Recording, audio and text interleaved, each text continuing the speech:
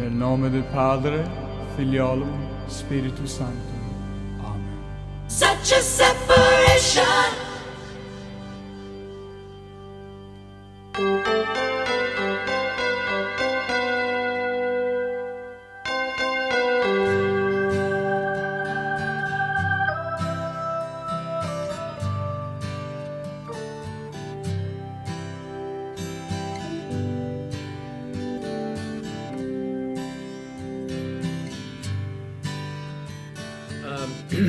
Okay, so anyway, as I was going through the material in Course in Miracles, I thought, it's a real honor for me to be able to, talk about the Course in Miracles and be a messenger of the Course in Miracles. And I'm kind of in awe of it sometimes I get to speak about A Course in Miracles because it's just such it's so profound. Every time we meet in class on Thursday night, there's a small group of us that meet, and just the things we read, just exposing the ego and inspiring us to love and forgiveness is just a real honor. So I'm really grateful. I'm grateful for everyone that came today and everyone's going to watch this presentation. So the title of my talk today is The Great Escape. And of course, as Reverend Tony aptly does, he came up with a wonderful picture for our program today, The Great Escape, and it's from 1963 movie of the same name, starring Steve McQueen and James Garner and Richard Attenborough and even a younger Charles Bronson. So there were a lot of like really handsome starring men in this particular movie, and it was based on a true story actually. They did change some of the facts. Steve McQueen's character in the movie, actually, the guy that's the famous scene of riding the motorcycle throughout the German countryside to try to get to Switzerland, is actually not American. But I think because it was an American film, they had to take some liberties. But most of the characters are English in the film itself, because that's where this special prison camp was made. And what was interesting about this particular movie is that all these folks that got sent to this special high security prison in Germany, and it was actually in Poland, but in the movie they made it Germany. Were prisoners that had tried to escape multiple times, 15, 16, 17 times. They were just determined, as was their duty, to try to escape from the German prison camps. And so this particular camp was designed with these high security features to prevent this. And yet, if you watch the movie, you see that they actually are able to escape and cause the Germans a lot of problems. Although most of the men that tried to escape were either killed or recaptured. But 3 did manage to make it, and they caused the Germans lots of problems. So in this talk here, when I'm talking about the Great Escape, the first thing that comes to mind is, kind of what happened in the beginning. When we took the ego's idea seriously and we forgot to laugh. And as a consequence of that, guilt arose because we accepted the idea of the ego that we could be separate, that we could have individual identities, and that we could be kind of like a parody of God, the source of our being. And so we did this and suddenly realized, like, oh my gosh, now we feel really bad. We think that we have slayed the Creator and we better hide. And so as a consequence of that, according to my understanding of the Course, we create the phenomenal universe, or the Big Bang happens and we splinter into, millions and trillions of parts and pieces and so on and so forth. And so we shatter this reality that we had of bliss and love and peace, and essentially create a world of separation and guilt, which we are constantly kind of, replaying over and over again. Well, now we do this, of course, without really, we don't really understand on this level, we don't have a memory of that's happened. That's why we have A Course in Miracles, right? That's why we have this insight to kind of bring us and expose the kind of dynamics of the ego that were happening. Today, in today's reading, it says, suffering is an emphasis upon all that the world has done to injure you. Yet in his own attack upon himself apparent still, for it is he who bears the suffering, and he cannot escape because its source is seen outside himself. So much of the dynamics of our life here is trying to find the source outside ourselves for our suffering. And the truth is that is part of our great escape. Our great escape from taking responsibility and looking within and trying to see, hey, wait a minute, I'm seeing this other body as responsible for my peace or not peace, instead of perhaps looking in. Now, the Course, as you saw in today's reading, also takes this idea of escape and it turns it on its head, doesn't it? And what it says is that we can escape from the ego thought system. Escape from the ego thought system. Meaning that when we have these projections that come to mind, don't choose to follow them. We can choose for love. As I was preparing for the talk, I looked up what is, in our world, perhaps is a tendency to do these things, and we have actual psychological terms. There is actually a psychological term for escapism. The tendency to seek distraction and relief from unpleasant realities, especially seeking entertainment or engaging in fantasy. That's escapism. Now, of course, like all things,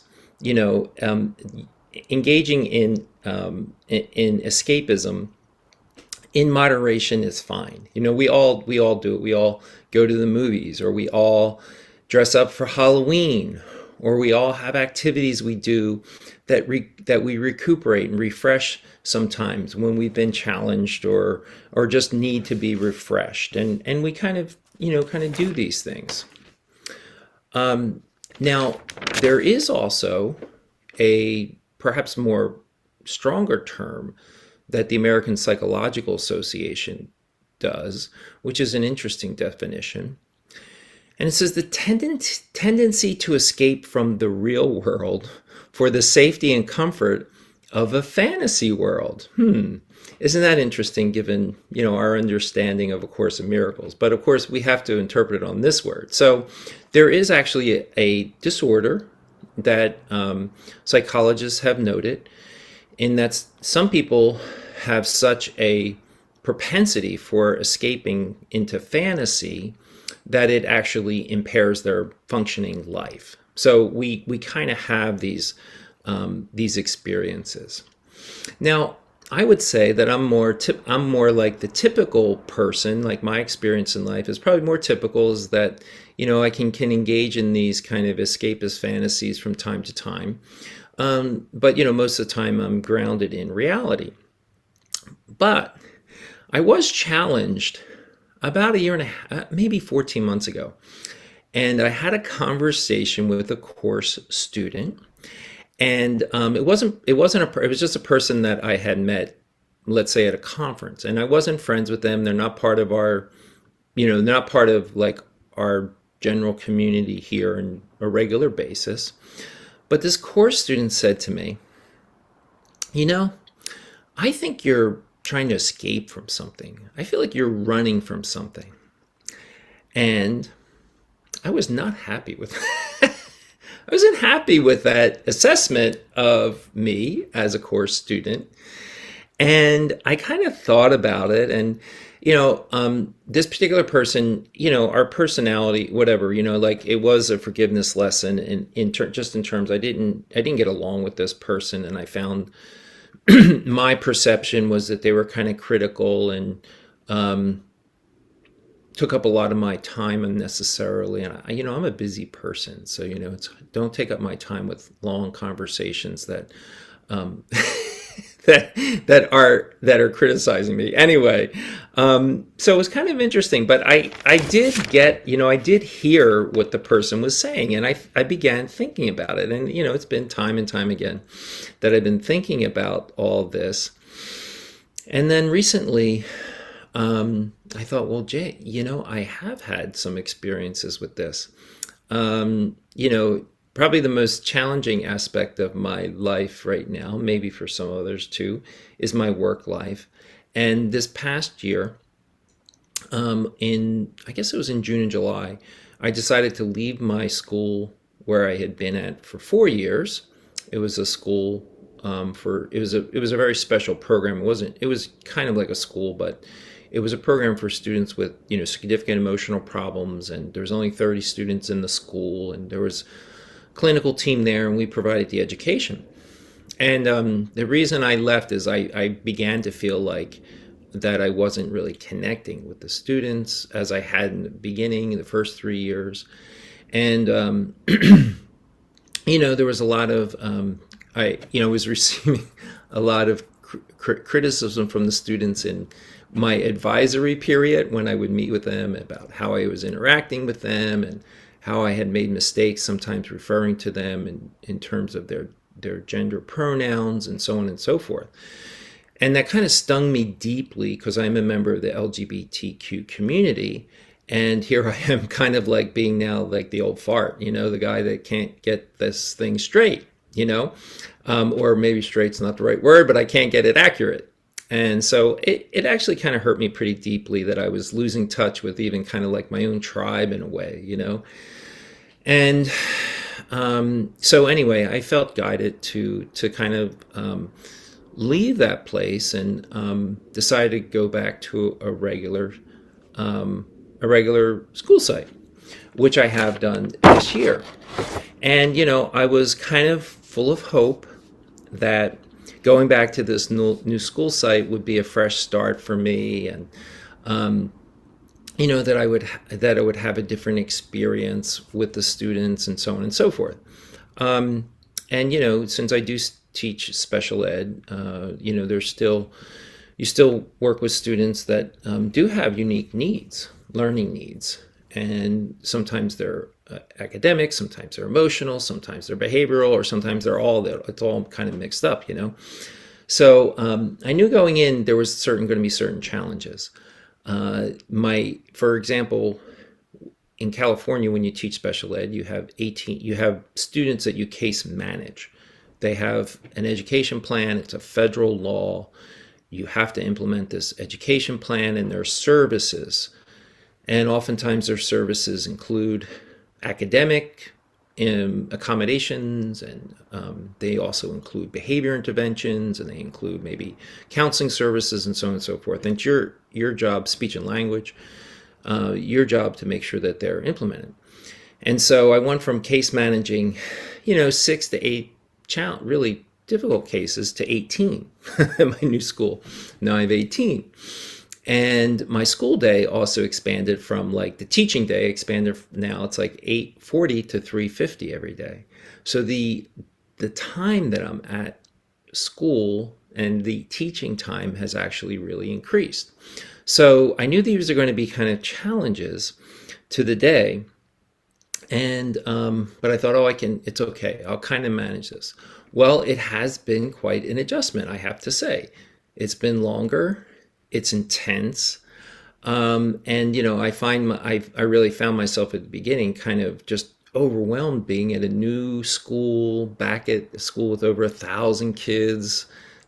You have to learn everybody's, like even the people you work with, you don't know anyone, you don't know how this school culture works. Every school works a little differently. So I was kind of really overwhelmed. But the other thing that came into play is that the students also, some of the students were significant behavior issues. And, I've experienced things in the classroom I've never experienced before. So I've experienced being significantly cussed out in class, called names I've never been called before. And, situations where, I've had to several times call the security of the school. And one time, I even had to leave the classroom because, the kids had gotten so kind of riled up. It was a Friday afternoon, and one of the students that's, very challenging was just, kind of out of control, kind of, and in a verbal way and in a defiant way, So, wow, I was like, this is it. And so I realized at the end of the day, I was just at a bottom. I was just like burnt. This is only about a week and a half ago or so. And so I just wrote the principal. I wrote her an email. I said, you know what? I don't think this is working out for me here. I'd like to meet with you to see if I can go to another school. I was really kind of like, I was just kind of in despair about what I perceived was the lack of support and the just the kind of the prevailing attitude that some of the students demonstrated. And so here I was thinking, I then had the weekend to think about it, and I felt a little bit bad about sending the email. And then, last week, my principal said, I got a response from my principal.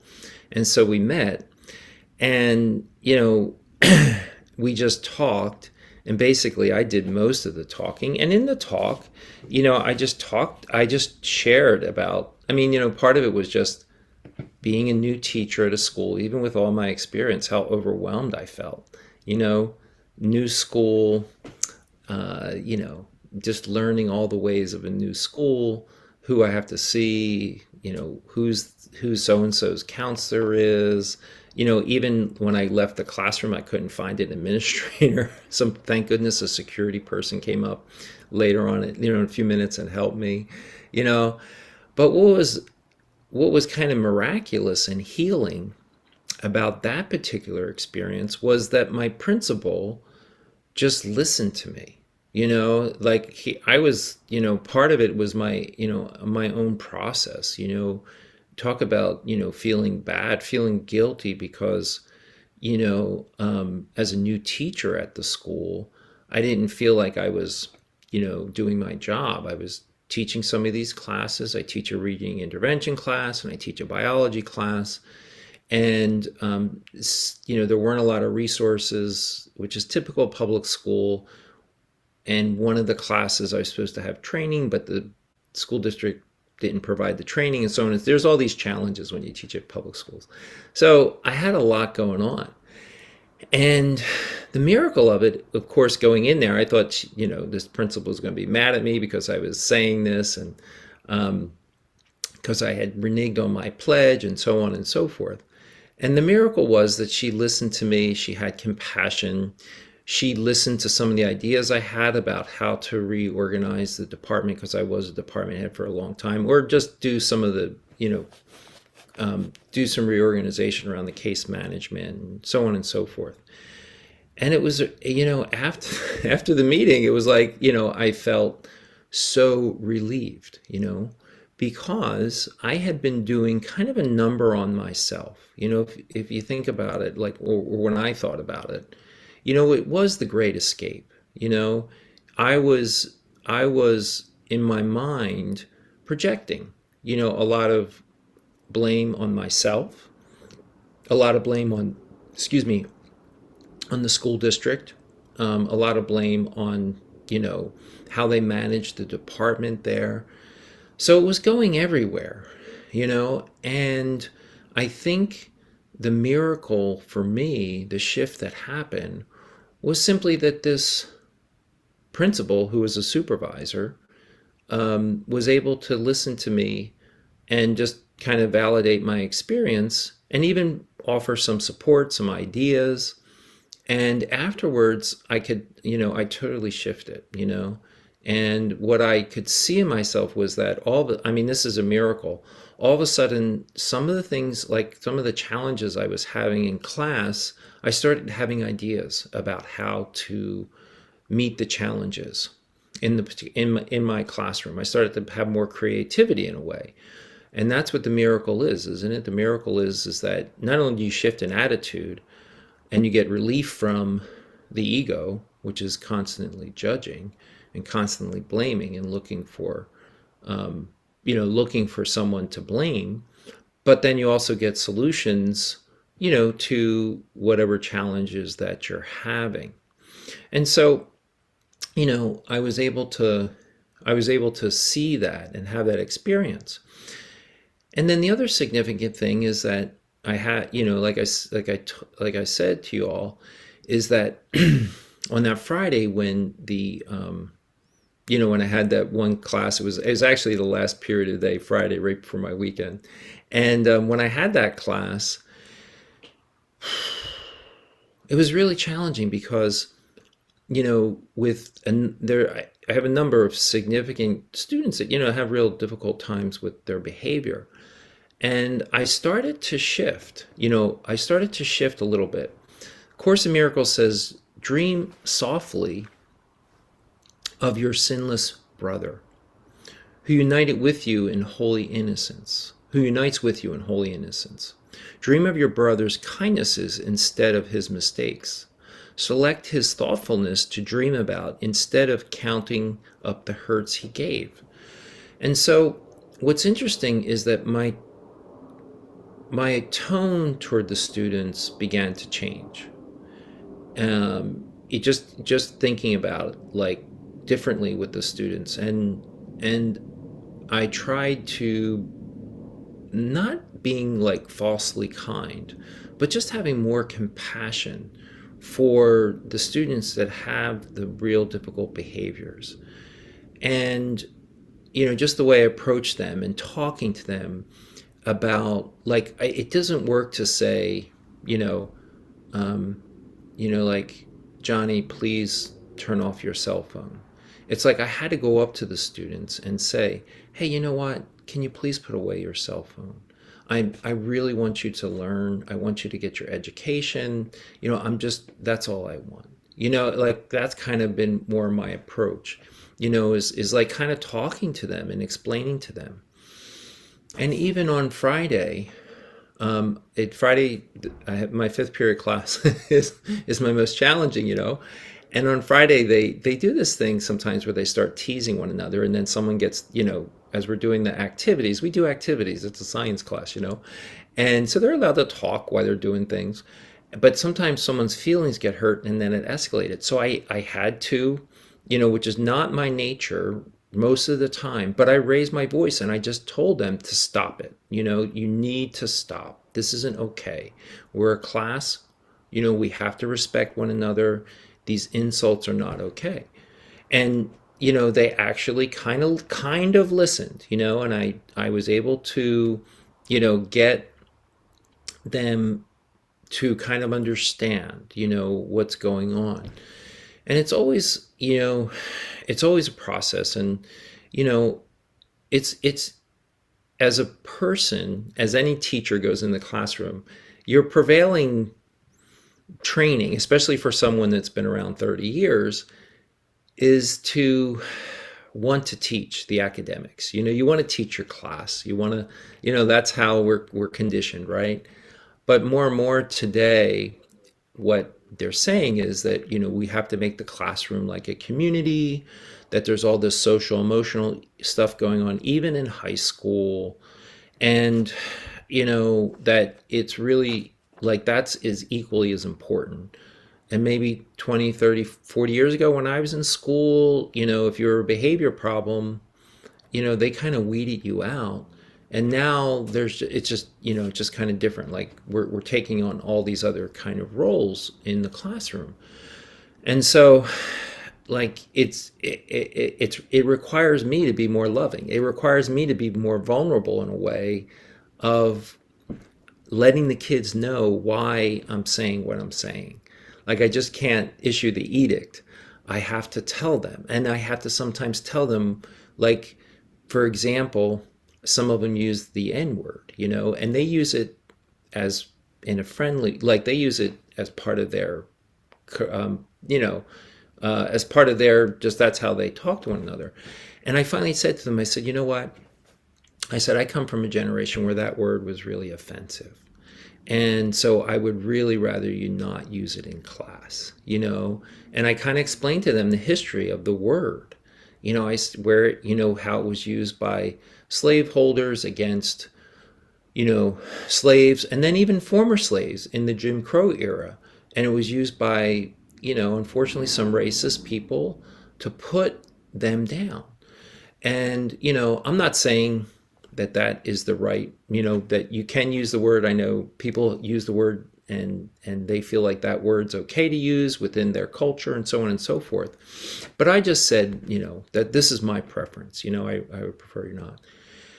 And they were kind of able to hear me about that, and it's not that I don't, they're ever going to not use the word again, but just it just that's the healing, is the being more honest, and I think that's kind of where we're at when we do this, because, if we really want to escape from the ego thought system, and that means escape from fear, as today's lesson even indicated, then I think what it's saying is we do have to communicate on a more authentic level. And I'm kind of seeing this more and more, like, even if we look out and you look at events around, we continue to see, events around the world. And a lot of times when people are communicating in public spheres and so on and so forth, a lot of it is kind of condemnation, judgment. This person's bad, this person is authoritarian, this person is, whatever judgment is placed upon them. And kind of what we miss is kind of the authentic communication piece that I think could really be helpful. Like, when you threaten nuclear weapons, boy, that makes me scared. That makes me nervous, And when you threaten to do this to me, that makes me this, it's very interesting, but it's kind of something we need to do. So when we contemplate what thought system to use, the thought system of the Holy Spirit or the thought system of the ego, it's probably best for us to consider the great escape from the ego thought system.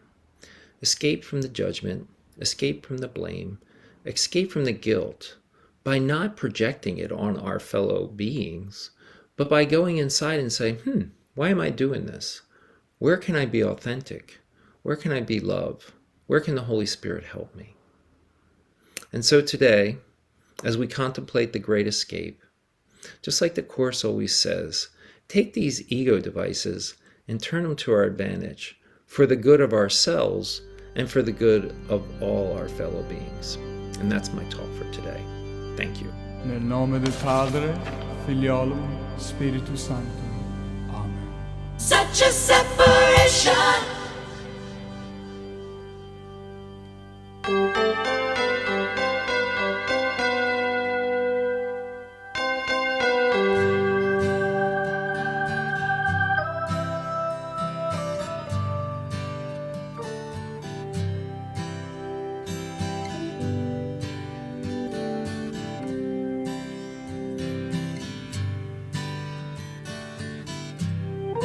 Have you been lonely?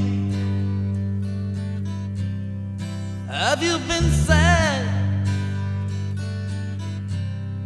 How does it feel to lose such a close one? Have you been mad?